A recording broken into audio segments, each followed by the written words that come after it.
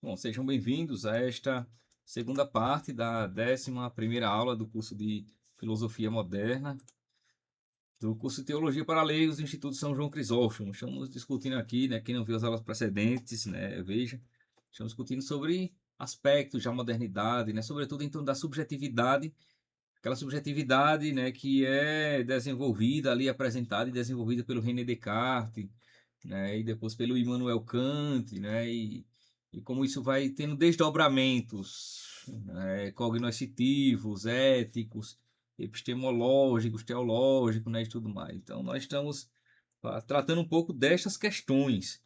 E tudo isso começa, né, no âmbito da filosofia com uma mudança de método, uma mudança de metodologia.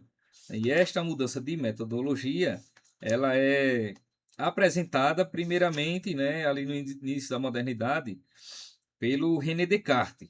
Né? O Descartes é quem vai lançar os fundamentos de um novo método, porque ele disse, conforme a gente viu na aula passada, né, da semana passada, que não basta ter a razão, né? Não basta ter a razão, é preciso usá-la bem. E este usá-la bem é usar conforme um método bom. E este método bom, para o René Descartes, é aquele método que ele mesmo formula, né? Que é um método ali apresentado no discurso do método. E este método, gente, essa metodologia, né, cartesiana, ela vai partir, né, de um pontapé inicial fundamental, que é a dúvida metódica. Vocês tomem nota disso aí, viu? A dúvida metódica é o grande pontapé inicial para o método cartesiano. A dúvida metódica é o grande pontapé inicial para o método cartesiano. A dúvida metódica, que também é chamada de dúvida hiperbólica,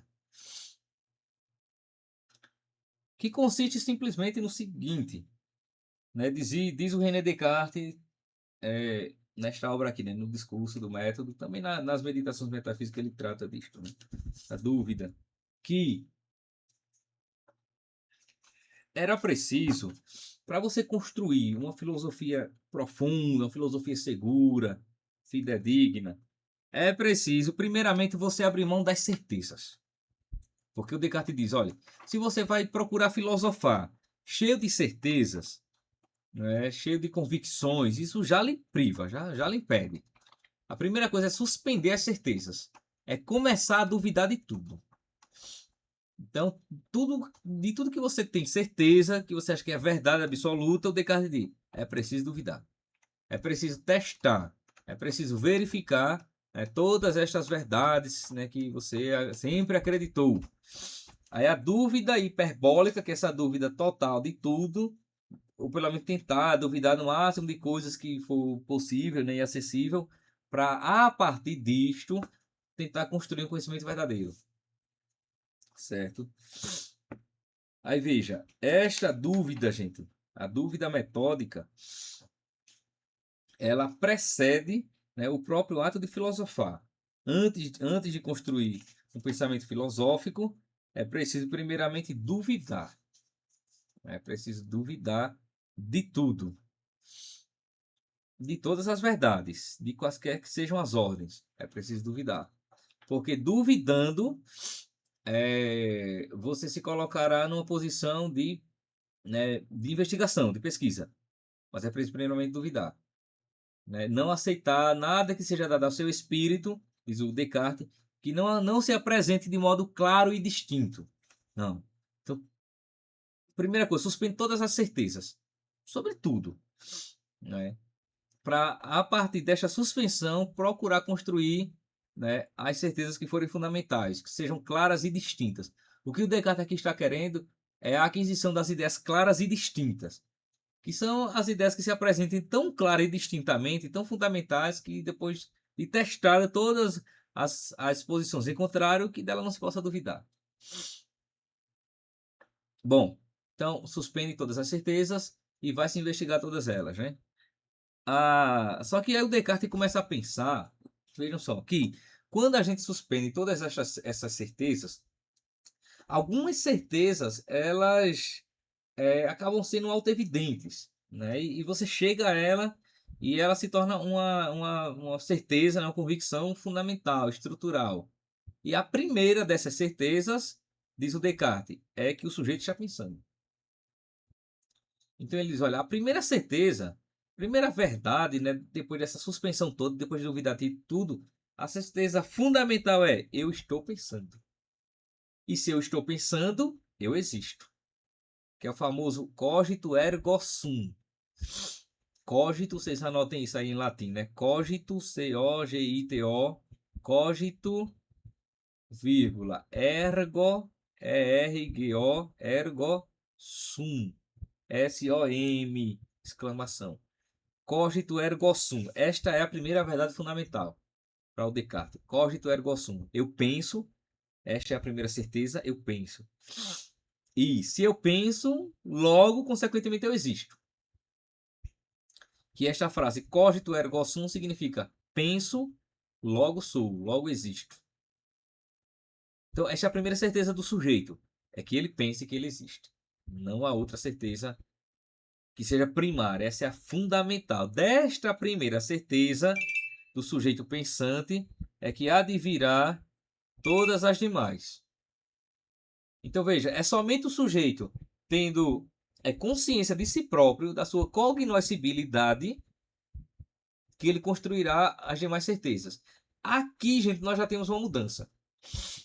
Porque a primeira certeza que o sujeito tem não é a certeza da realidade, é a certeza dele próprio. É a certeza dele enquanto ser pensante, né, enquanto coisa pensante, como diz o Descartes, e uma coisa que existe, né, uma coisa extensa, uma res cogita e uma res extensa. É uma coisa pensante e uma coisa existente, né? Então, esta é a primeira certeza, o sujeito. O sujeito pensa, ele existe, né? Cogito ergo sum. Certo, gente? Então, este pontapé, né, esta premissa fundamental do Descartes já lança assim os fundamentos, os sedimentos mesmo, os alicerces da sua filosofia. A filosofia do Descartes é uma filosofia da subjetividade. É uma filosofia que tem o sujeito como a primeira verdade fundamental. Com isso, nós temos que a primeira verdade fundamental para o Descartes não é o mundo externo e nem é Deus. A primeira certeza da realidade é o próprio sujeito. Pronto, aqui começa uma revolução na epistemologia, na teoria do conhecimento. Porque aí, quando o René Descartes diz cogito ergo sum, né, que a primeira certeza é esta, aí ele diz, olha, esta certeza ela se apresenta para mim tão clara e distintamente que dela não possa duvidar. Então, eu não posso pensar que, diz o Descartes, né? Não posso pensar que as verdades são aquilo que os sentidos me entregam. Aquilo que eu olho, aquilo que eu vejo, aquilo que eu sinto. Não, essas não são as primeiras certezas. A primeira certeza é eu penso, eu existo. Então, nós temos aí uma filosofia do sujeito. Veja que isto, gente, é uma premissa que não pensaria, não passaria pela mente do Aristóteles, pela mente do Agostinho, pela mente do Tomás. Isso não passaria. Porque para eles, a verdade fundamental está na realidade. O sujeito é aquele que vai lá conhecer o que já lá está. A primeira certeza é a certeza da realidade. Para o Descartes, na primeira certeza, a certeza do sujeito. Compreende, gente, essa reviravolta epistemológica? Então é a certeza do sujeito. Diz, Léo. Isso potencializado cai em um existencialismo, né? No caso que primeiro você define, depois existe, ao invés de uma lógica aristotélica, né? Você existe e depois pensa, né? Com a essência que já foi predeterminada, né? Ou não. Assim, eu acho que em parte, né? Porque o existencialismo parte também, né, dessa premissa fundamental que é da existência, né? Da existência. Embora o existencialismo vai, né, não tanto numa linha epistemológica, mas numa linha fenomenológica mesmo, né, de que você existe fundamentalmente, né, como a premissa fundamental, e depois da sua existência, tudo mais se constrói, inclusive a essência. Aquela ideia do Jean-Paul Sartre de que a existência precede a essência, né? Não há uma essência, não há essência alguma, o que existe é a existência, né? A existência concreta, né? Na sua concretude, na sua finitude. É o ser aí, né? Conforme diz o Martin Heidegger, é o Dasein, né? É o ser aí. Então, primeiro, né, o indivíduo ele existe e depois disso se constrói tudo mais. No caso do René Descartes, é, veja que a premissa ainda não é a existência, é o penso. É o pensamento. É o sujeito que pensa. Eu penso e porque eu penso, eu existo. Claro que no fundo isso vai dar alguma base para o existencialismo, também vai, né? Isso também vai. É como um desdobramento lá na frente. Entende, Léo? Mas o pontapé inicial do Descartes é mais o racionalismo mesmo, enquanto que do existencialismo é mais a existência na sua concretude. Compreende?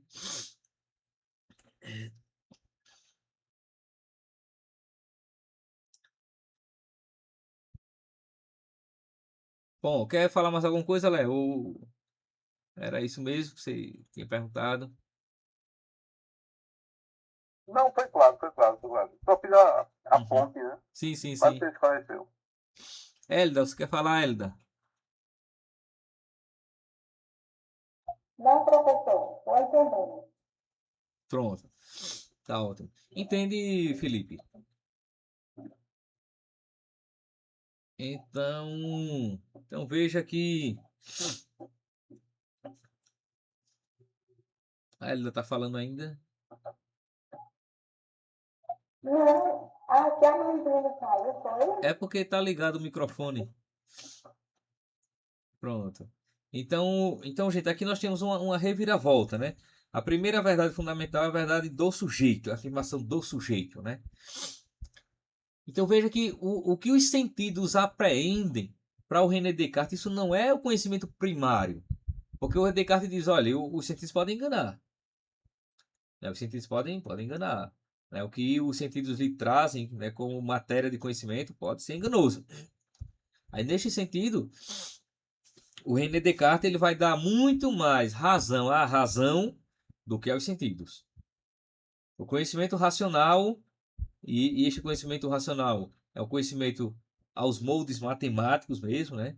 Este conhecimento é um conhecimento muito mais seguro e fidedigno do que o conhecimento sensorial. E aqui nós temos, né, as premissas do racionalismo, que é a confiança naquele conhecimento que provém da razão, não dos sentidos, mas da razão. Veja que isso também aqui nós temos uma reviravolta, porque, segundo Aristóteles, São Tomás e outros, o conhecimento ele não começa na razão, começa com aquilo que os sentidos dão para a razão. Né? Aristóteles e São Tomás eles dizem assim que nada está no pensamento que não tenha passado antes pelos sentidos. É outra perspectiva. Compreendem? Veja que é outro tipo de epistemologia, né, de teoria do conhecimento. É outra coisa. Então, para Aristóteles e São Tomás, nada está no pensamento, na razão, que não tenha passado antes pelos sentidos. São os sentidos, né, que é o nosso contato com o mundo, e é através dos sentidos que nós apreendemos as coisas, o ser, os entes, né, das coisas, a substância das coisas. É a partir dos sentidos que nós damos matéria para o pensamento, para a inteligência pensar. Mas aqui na lógica do René Descartes, aí já temos a reviravolta. O conhecimento, essa matéria que vem em dois sentidos pode enganar. O que é confiável é o conhecimento construído na própria razão. Isto é o racionalismo. Assim, e veja, o Descartes diz isso, gente, muito em bases matemáticas. Porque o conhecimento matemático ele não precisa necessariamente ser empírico. O conhecimento matemático é o conhecimento racional, conhecimento lógico, o conhecimento que é o conhecimento a priori, não é um conhecimento a posteriori. Ou seja, não é um conhecimento que precisa necessariamente da experimentação. Né? Tanto que muitos dos axiomas, né, dos teoremas se constroem no próprio âmbito mental. né, sem precisar de uma correspondência direta com a realidade. Então, para o René Descartes, este é o conhecimento confiável, que o modelo deste conhecimento é o conhecimento matemático. Então, o Descartes vai tentar também importar, né, esta lógica matemática e esta matematização do conhecimento também para a filosofia e para as ciências. Assim como é na matemática, deve ser também na filosofia e nas ciências. Né? E o conhecimento a priori, que é o conhecimento anterior à experiência, viu, gente? A priori significa anterior à experiência, né? Vocês tomem nota disso, caso não conheçam esse termo. A espaço priori, né? A priori significa anterior à experiência. Para o Descartes, este é o conhecimento confiável, conhecimento a priori. Já o conhecimento a posteriori, a espaço posteriori, este conhecimento é aquele conhecimento que precisa da experiência. Para o Descartes é conhecimento puramente secundário e não é tão confiável assim.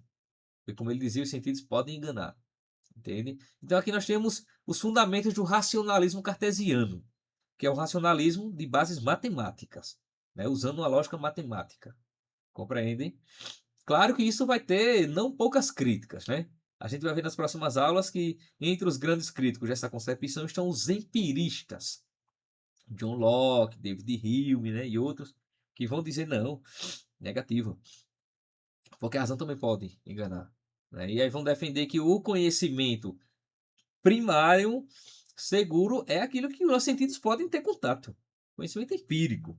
Né? Então nós vamos ver uma outra perspectiva. Diz, Ellison.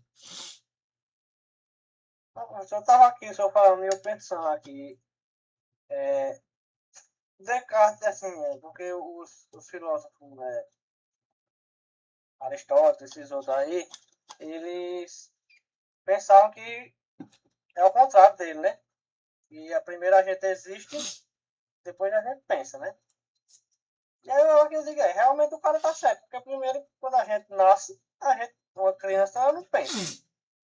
Então, se for pela lógica de Descartes, a criança não existe. Porque se é, que ele diz aqui, penso, logo existe. E quem não pensa? Quer dizer o quê? Não Que não existe? existe. E eu fiquei aqui matutando, digo, camarada, quem não pensa? Criança, tipo, animais e outras coisas, não existe. Só existe quem pensa. Eu Então tô veja. errado esse meu pensamento ali, eu tá... Não, Eu viajei. não tem sentido. Veja que na ordem cronológica, primeiro a gente existe. Primeiro a gente usa os sentidos para só depois realmente pensar. Né? O que pode até não acontecer, no caso das pessoas que, né, não têm sanidade mental, por exemplo. Né? Agora, quando o Descartes pensa, né, quando ele define esse cogito ergo sum, né, a verdade do sujeito, ele está querendo, né, colocar o sujeito como a primeira certeza fundamental. Antes de qualquer verdade acerca do mundo, está a verdade do sujeito acerca dele próprio, né? E isto leva a pensar que sem o sujeito as coisas não teriam sentido. Ou seja, sem um sujeito pensante para dizer as verdades, as coisas não se apresentariam como verdadeiras ou não. Porque só o sujeito pensando, somente pensando, consegue dizer a verdade acerca da realidade. Então ele diz assim, olha, o centro é o sujeito. Porque se ele não disser o que é verdadeiro, como é que as coisas vão saber que são verdadeiras? Então, por isso que ele centraliza no sujeito. Compreende? Agora que aí nós temos perspectivas diametralmente opostas, nós temos. Né? Porque, numa perspectiva aristotélico-tomista, a verdade está nas coisas independentemente do sujeito. Se o sujeito vai lá ou não conhecer, é problema do sujeito, mas a verdade já está lá nas coisas, na realidade. E para o René Descartes, sem um sujeito pensante, as coisas não teriam sentido. Eu vejo que nós temos Mas é o que os perspectivas. empiristas agora vão ir contra ele, né? Vai. E a razão para a gente não enganar, né? Que tem que É, ser mais sentido. é. Aí, com os empiristas, nós vamos ter uma crítica a esta perspectiva. Mas é só uma crítica ou eles também vão mudar, vão fazer outra Vão revolução? mudar. É uma crítica que forma uma corrente filosófica oposta. Ah, diferente. O empirismo se torna uma escola antagônica ao racionalismo. É oposta mesmo. Entende? E aí, gente, veja que. Então, nós temos que a primeira certeza para o Descartes é a certeza do sujeito. É o sujeito que pensa. É a primeira certeza, a primeira verdade. Depois que ele começa a se perguntar sobre o sujeito, né? E depois que ele começa a chegar a essa ideia do sujeito, ele começa também a vasculhar na mente se não há, além da ideia de sujeito, uma outra ideia que se apresente de modo claro e distinto, de modo fidedigno, de modo confiável. Aí é onde ele chega a ideia de Deus. Para Descartes, Deus é uma segunda ideia fundamental que está na mente do homem, porque é uma ideia universal. E é uma ideia universal que todo ser humano chega nela, seja para negar, seja para legitimar. O ser humano chega na ideia de Deus. E ele vai tratando disto num livro dele chamado Meditações Metafísicas. Sobretudo na primeira e na terceira das meditações metafísicas. A verdade de Deus. Né? Então ele quer chegar a uma outra verdade, que é a verdade de Deus. E só no terceiro momento é que o Descartes chega acerca da ideia do mundo. Né? Do mundo. Então eu vou reproduzir aqui na tela. A sequência é essa, viu, gente? A certeza do sujeito, a certeza de Deus, como aquele que garante, que sustenta, né, o sujeito, e depois o mundo, certo? Eu vou projetar aqui na tela, né, um textinho para a gente acompanhar da meditação metafísica. Primeiro a primeira, depois eu vou dar uma olhadinha na terceira e nas próximas aulas também na quinta.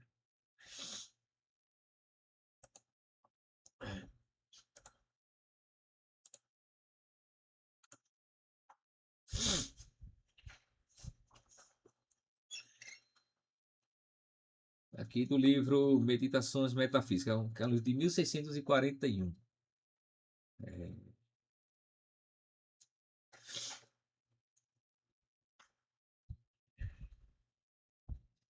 Eu acabei que não coloquei aqui nesta parte um trechinho da primeira meditação, mas o que vai mais nos interessar realmente é a meditação terceira. Mas eu quero ler apenas um pequeno trechinho aqui da primeira meditação. Dizer assim que. Deixa eu tirar essa aqui da tela rapidinho para depois a gente voltar para ela. Olha, na primeira meditação, diz o Descartes: há já algum tempo que me apercebi de que, desde meus primeiros. Veja, desde os meus primeiros anos, recebera muitas falsas opiniões como verdadeiras, e de que aquilo que depois eu fundei em princípios tão mal assegurados não podia ser senão muito duvidoso e incerto.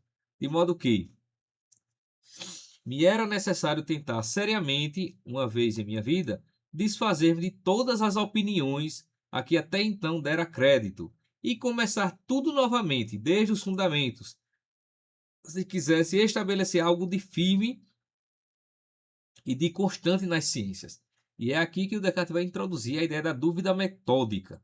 Aí diz ele no ponto 2, né? Aplicar-me-ei seriamente e com liberdade em destruir, em geral, todas as minhas antigas opiniões. Vejam só, viu? E para o Descartes isso é um propósito metodológico, né? De destruir, né, em geral, todas as antigas opiniões. Ora, não será necessário, para alcançar este desígnio, provar que todas elas eram falsas, o que talvez nunca levasse a cabo. Mas, uma vez que a razão já me persuade de que não devo menos cuidadosamente impedir-me de dar crédito às coisas que não são inteiramente certas e indubitáveis, do que as que nos parecem manifestamente ser falsas, o menor motivo de dúvida que eu nelas encontrar bastará para me levar a rejeitar todas. Dedicar-me-ei inicialmente aos princípios sobre os quais todas as minhas antigas opiniões estavam apoiadas.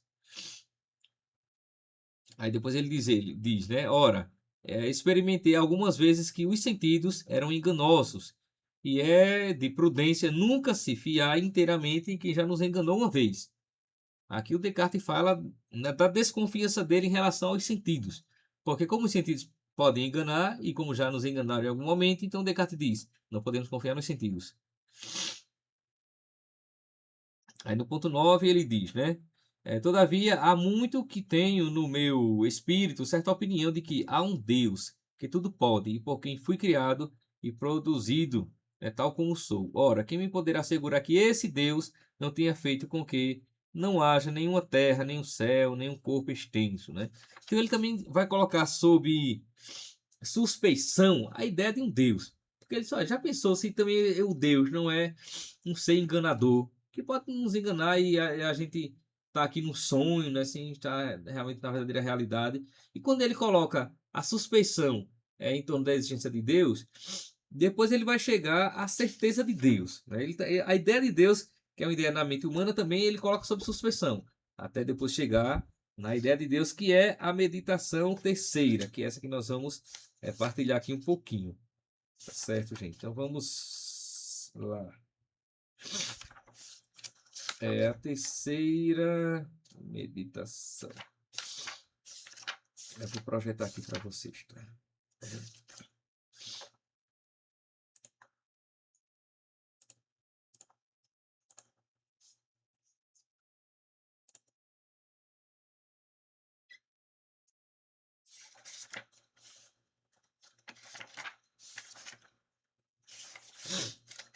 Aí veja que na terceira meditação, no ponto 22, o Descartes diz, né? Isso quando ele está vasculhando as muitas ideias, né? Que depois de ter chegado à ideia do sujeito, aí ele diz, resta então somente a ideia, deixa eu ampliar aqui. Eita. Resta tão somente a ideia de Deus. Veja aqui no ponto 22, certo? A ideia de Deus, na qual é preciso considerar se há algo que não possa ter provindo de mim mesmo. Pelo nome de Deus, aí ele vai dizer, eu entendo uma substância infinita, eterna, imutável, independente, onisciente, onipotente, e pela qual eu próprio e todas as coisas que são, se é verdade que há coisas que existem, foram criadas e produzidas. Ora, essas vantagens são tão grandes e tão eminentes que, quanto mais atentamente as considero, menos me persuado de que essa ideia possa tirar sua origem de mim tão somente. Pois ele está dizendo assim, olha, eu não posso ter produzido a ideia de Deus. E, por conseguinte, é preciso necessariamente concluir de tudo que foi dito antes que Deus existe. Pois, ainda que a ideia da substância esteja em mim, pelo próprio fato de ser eu uma substância, eu não teria, todavia, a ideia de uma substância infinita, eu que sou um ser finito, se ela não tivesse sido colocada em mim por alguma substância que fosse verdadeiramente infinita. E não devo imaginar que não concebo o infinito por uma verdadeira ideia, mas somente pela negação do que é finito, do mesmo modo que compreendo o repouso e as trevas pela negação do movimento e da luz. Vejo manifestamente que há mais realidade na substância infinita do que na substância finita, ou seja, mais em Deus do que no homem, né? E portanto que, de alguma maneira, tenho em mim a noção do infinito anterior à do finito, isto é, de Deus antes de mim mesmo. Aí aqui no ponto 24 ele diz, e não se pode dizer, né, que esta ideia de Deus talvez seja materialmente falsa, e que, por conseguinte, eu a possa ter do nada, isto é, que ela possa estar em mim pelo fato de eu ter carência. Como disse acima, das ideias de calor e de frio e de outras coisas semelhantes, pois ao contrário, sendo esta ideia muito clara e distinta, e contendo em si mais realidade objetiva do que qualquer outra, não há nenhuma que seja por si mais verdadeira, nem que possa ser menos suspeita de erro e de falsidade. A ideia, digo, desse ser soberano, soberanamente perfeito e infinito, é inteiramente verdadeira. Esta mesma ideia, aqui no ponto 26, esta mesma ideia é também muito clara e distinta, porque tudo que meu espírito concebe clara e distintamente de real e de verdadeiro, e que contém em si alguma perfeição, está contido e encerrado inteiramente nesta ideia. Veja, eu quero dar uma paradinha aqui.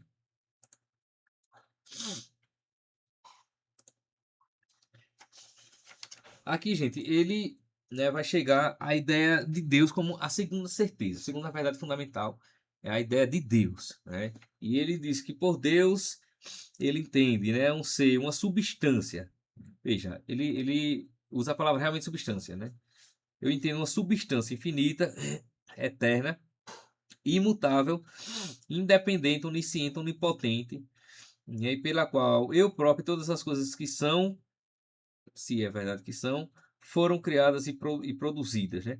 E ele vai dizer que esta ideia de Deus, da substância infinita, ela não pode ter sido produzida por mim, pelo ser humano, nós que somos seres finitos. Porque como é que o finito vai produzir o infinito?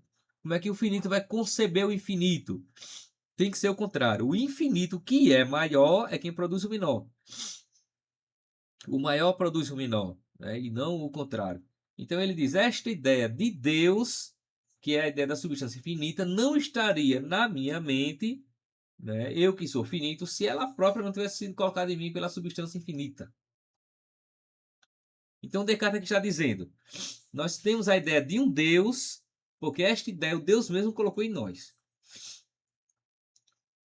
Porque nós não somos capazes de conceber o infinito. A gente não é capaz de conceber a ideia de um Deus soberanamente grande e infinito. Esta ideia, para estar presente em nós, criaturas finitas, né, e limitadas, tem que ter sido colocada pelo próprio Deus. Aqui o Descartes está também tentando argumentar, gente, a favor da existência de Deus, certo? O Descartes aqui também está tentando dizer que Deus ele existe.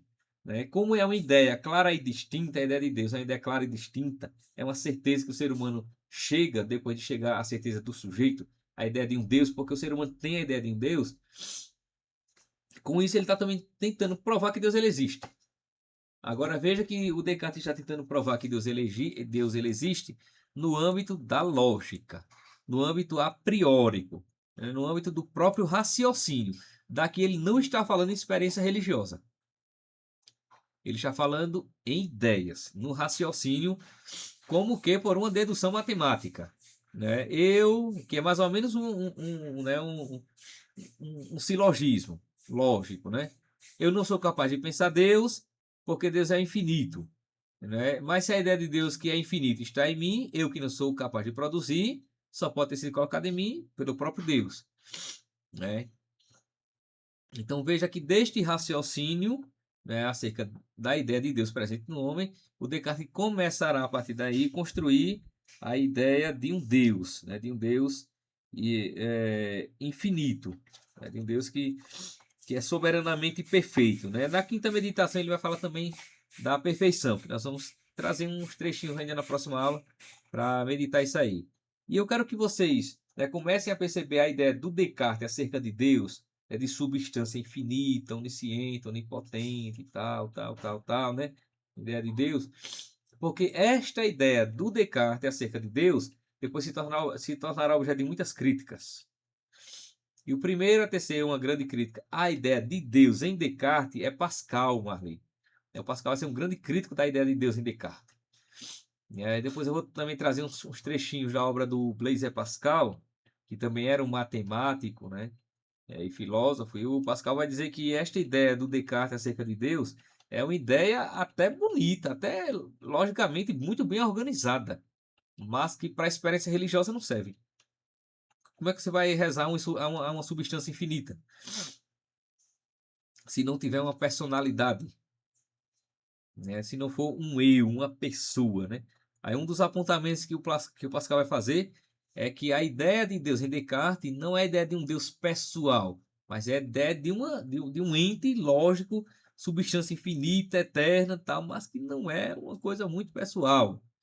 Né? E aí dessa ideia vai surgir muitas críticas, né? A ideia de Deus em René Descartes. Mas para fins de síntese, a ideia de Deus para o Descartes é uma certeza, né? Que Deus ele existe, e Deus ele existe porque nós podemos pensar nele. E podemos pensar nele não porque nós produzimos essa ideia, mas porque ele mesmo colocou em nós esta ideia. Aí, como ele colocou em nós essa ideia, nós conseguimos dar certeza e convicção à existência de Deus. Então veja que, se Deus ele existe, quem dá a convicção desta existência é o sujeito quando afirma. Então, no fundo, volta para o sujeito. O sujeito dá certeza acerca dele mesmo e o sujeito dá certeza acerca de Deus. Compreende, gente? São algumas sutilezas.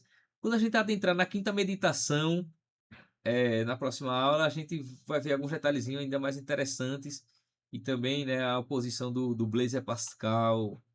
Talvez eu mencione um pouco Marx e Scheler quanto a isto. Bom, mas o que falamos até aqui, tá claro, gente? Querem perguntar alguma coisa? Só uma perguntinha rápida. Você falou em sutileza. Realmente ele não está todo errado, né? Não deixa de ser uma ideia, mas é uma pessoa.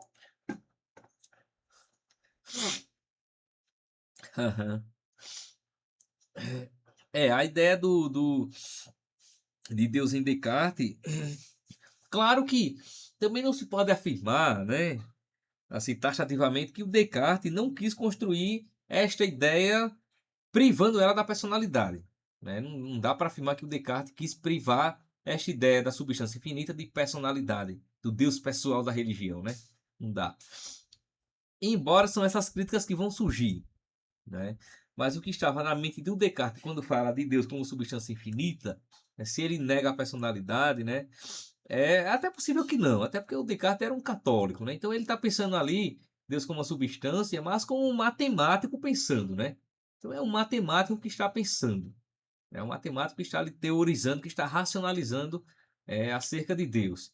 E claro que ele não está necessariamente pensando na experiência religiosa, até porque de experiência, né, o Descartes tenta fugir o tanto quanto pode na construção do seu sistema filosófico, né? O Descartes, como um bom racionalista, ele tenta muito se afastar da ideia de experiência. Então, ele não quer falar aqui de Deus a partir da experiência de Deus, não, mas a partir do raciocínio acerca de Deus. Porque a experiência, como provém dos sentidos, pode enganar. Então, é mais confiável para o Descartes construir uma ideia de Deus a partir do próprio raciocínio, no âmbito a priori, ou seja, anterior à experiência. Até porque, veja, não sei se eu estou pensando errado, mas no princípio era o verbo. E o verbo se fez carne. Não sei se é por aí. Embora, mais ou menos, embora quando no princípio era o verbo, este verbo ele já era uma pessoa na Trindade, Sim. compreende? Então o verbo não se torna pessoa na encarnação, ele se torna pessoa humana, mas já era uma pessoa divina, compreende? O verbo era Deus e o verbo estava com Deus, né? E quando dirá que o verbo era Deus, é uma pessoa divina, né? Et verbo caro factum est, né? O verbo O se senhor fez falando aí da sutileza, o senhor lendo, eu escutando aqui, porque não dá para eu ver. Tem hora que a pessoa pensa assim, esse camarada vai ser ateu. Aí depois o cara pensa, não, ele agora tá acreditando em Deus. Aí depois, não, ele agora não quer mais não. Aí agora ele tá acreditando. Aí depois no final ele. Não, aí agora sim, ele não é ateu, ele crê em Deus, mas só que do jeito dele, né? A pessoa escutando assim, tô lendo aí, vai oscilando assim, né? Uma hora não é, quer acreditar, outra hora quer, e aí. causa muita certeza e muitas dúvidas, né? É por isso que de Descartes vai surgir grandes discípulos e grandes críticos, né? Justamente por isso. Essa leitura foi do discurso do método, foi, professor? Não, foi da terceira meditação metafísica, que é o livro das meditações. São 6 meditações. Eu li um trechinho da terceira, que é que trata de Deus. E depois vou ler também os trechos da quinta, que é que também trata de Deus.